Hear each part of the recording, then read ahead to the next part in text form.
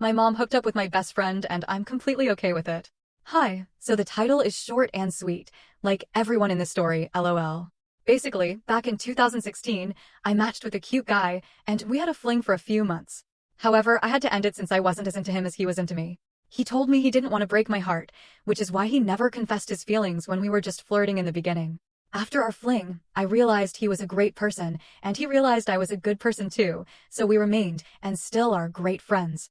We've been there for each other, acting as each other's confidant for years. This story isn't as dramatic as you might hope, but it's still entertaining. My mom always asked me why I didn't just marry, let's call him Alex.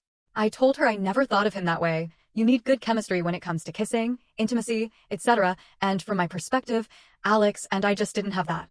Fast forward a few years, we're all at a festival, and out of the corner of my eye, I see my mother and Alex making out in the crowd. I immediately pointed at them and exclaimed, "Hey." They both looked shocked and caught off guard, but honestly, I didn't feel awkward or upset. I actually thought it was funny because it's not something you ever expect to see. At the time, my mom was in her 40s, Alex was in his 30s, and I was in my 20s. I think I walked up to them, and we all just started dancing after that. We're all pretty laid back and honest people.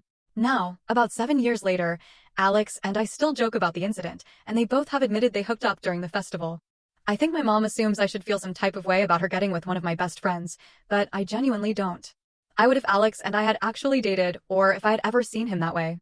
I know he's had feelings for me, but he values our friendship more than anything, and deep down, he probably knows we would never work as a couple. I know it might sound strange, but sometimes, people are just people. Over time, I've learned to keep some distance in our friendship because of his feelings. If he ever finds the one, I think it would be best for him to move on from our friendship.